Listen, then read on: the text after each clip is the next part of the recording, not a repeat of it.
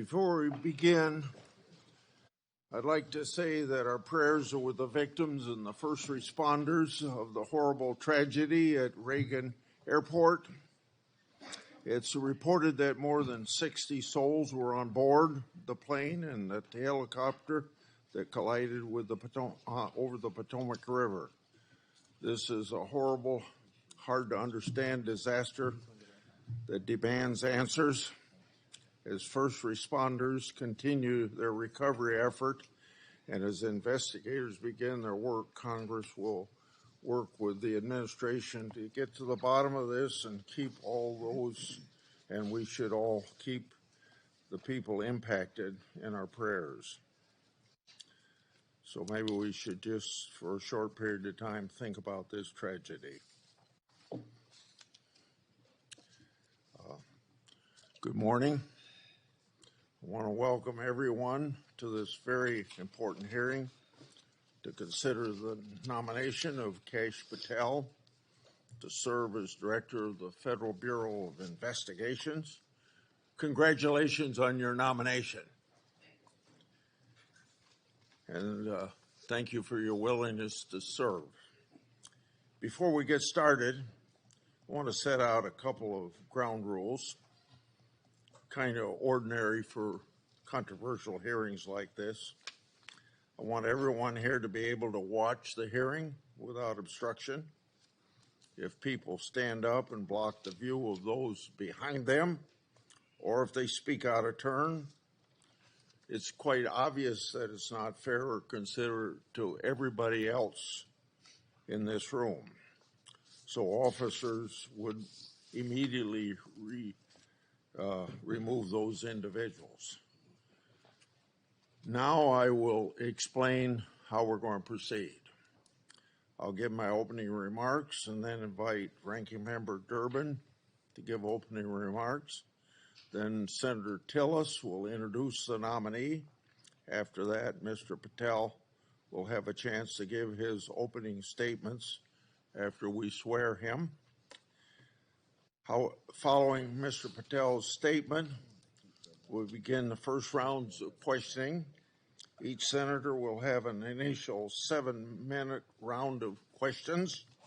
After the first round, we'll do a second 3-minute round of questions. I ask members to do their best to adhere to these limits so that we can proceed efficiently. And I thank each of the members of this committee because when we had Attorney General Nominee Bondi here, everybody stayed within their time. I expect Mr. Patel to be treated fairly by my colleagues. We're here today to consider the nomination of Kash Patel to serve as Director of the FBI. You're nominated, Mr. Patel, to one of the most important offices in our government.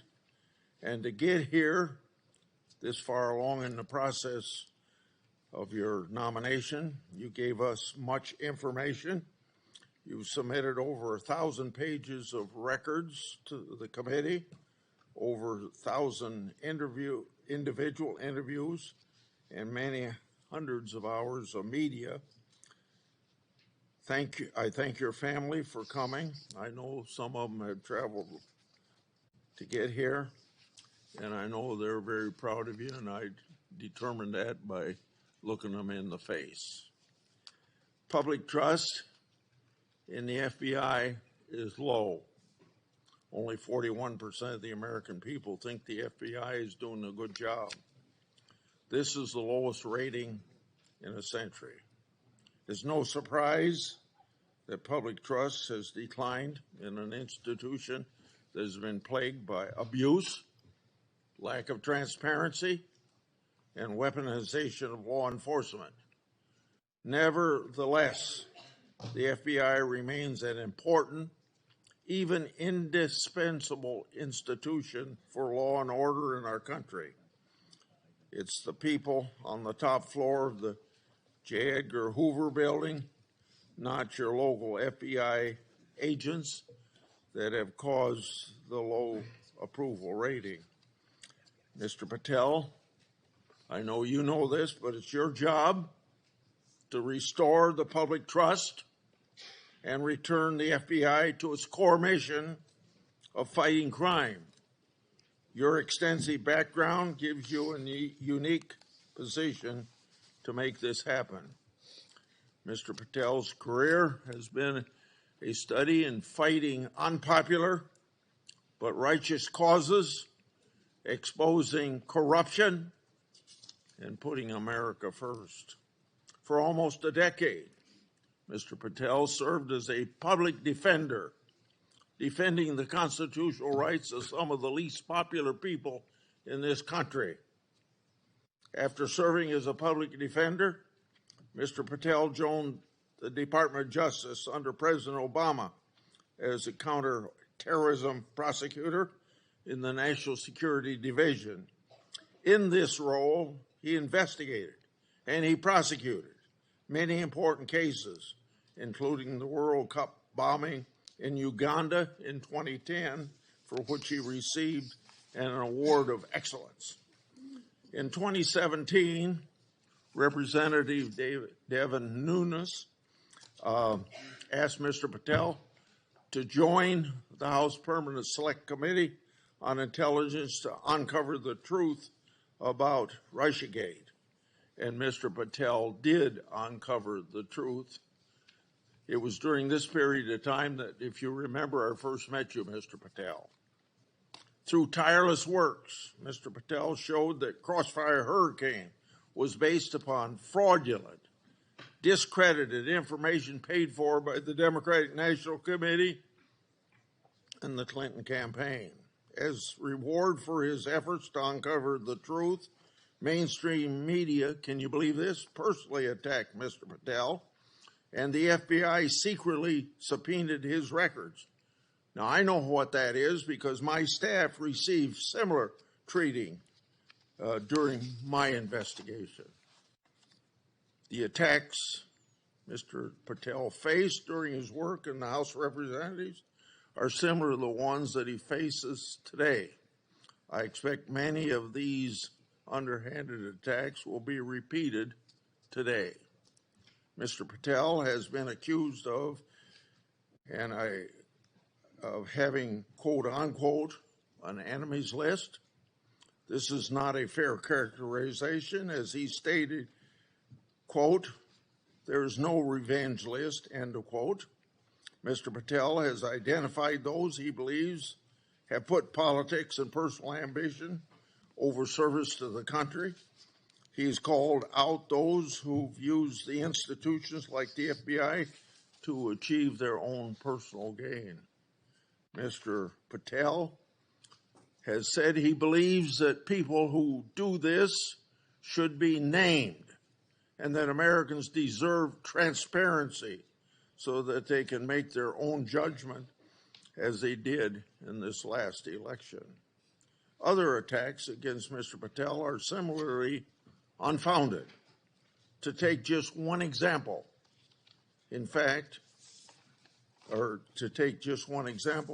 he's been accused of jeopardizing hostage rescues. In fact, those allegations have been repeatedly shown to be false smears.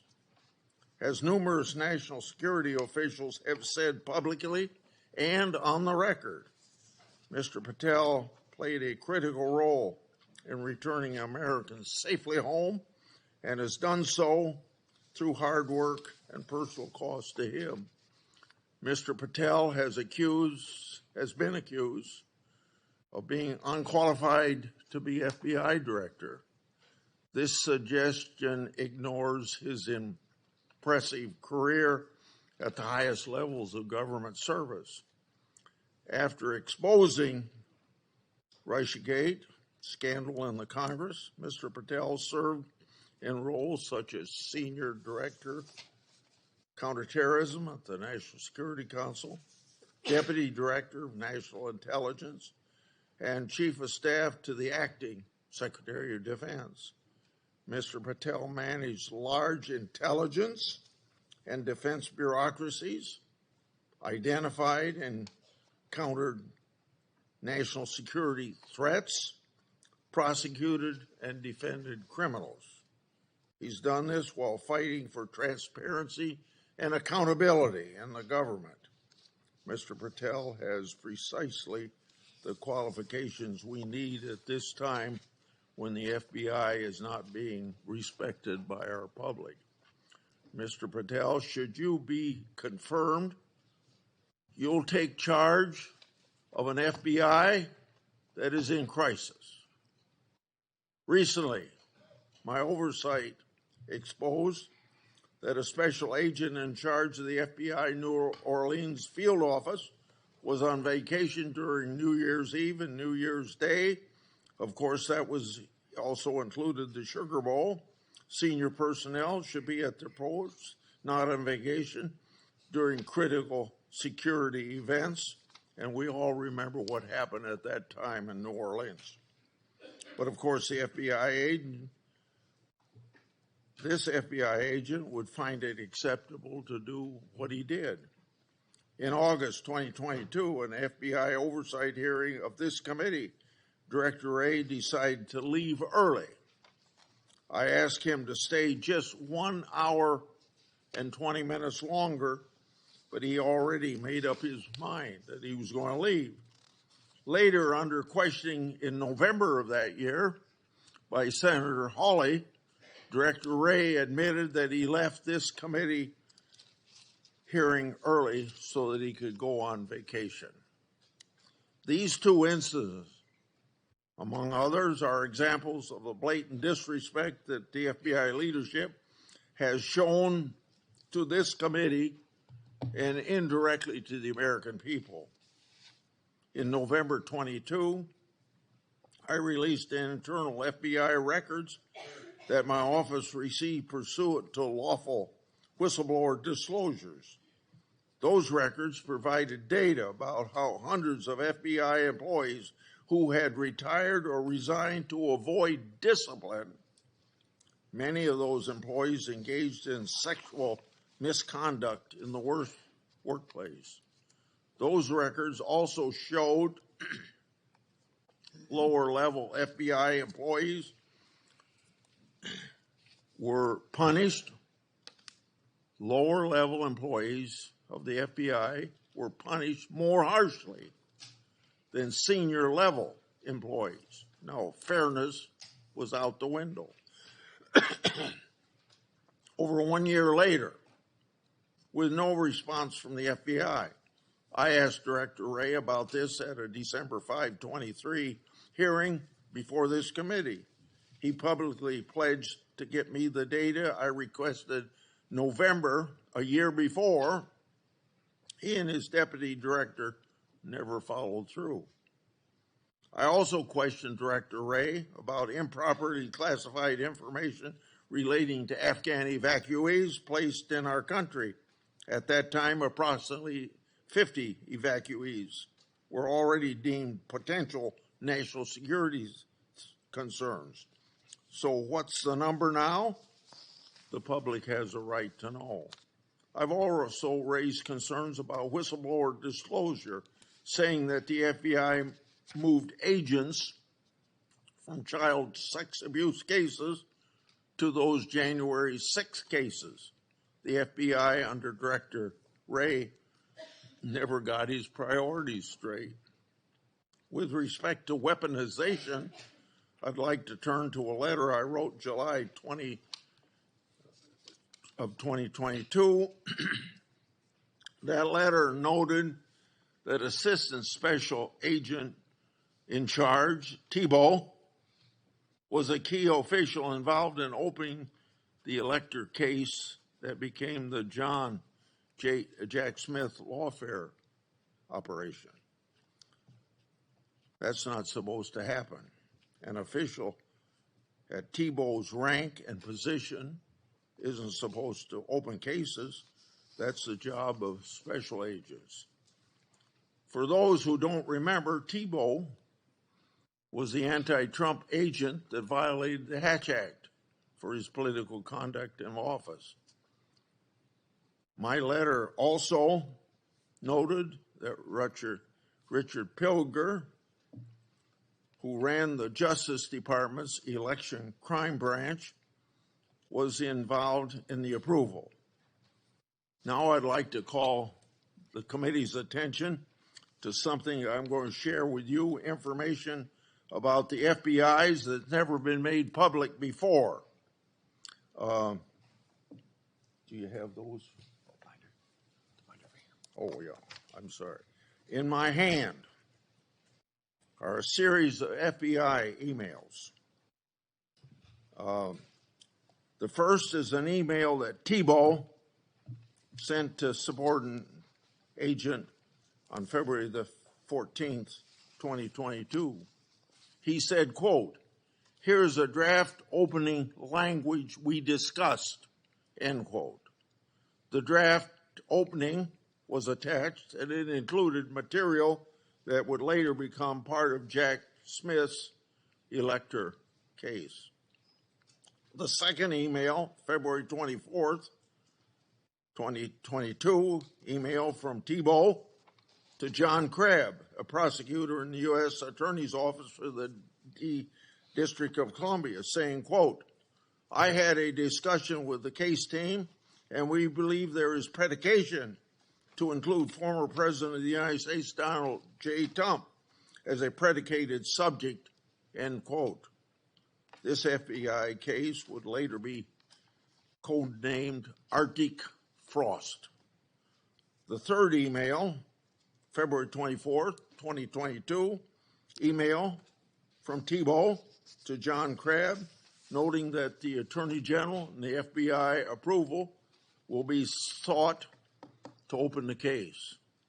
The fourth email, February 25th, 2022, email from Thibault, subordinate agent, saying they added Trump and others as a criminal subject to the case.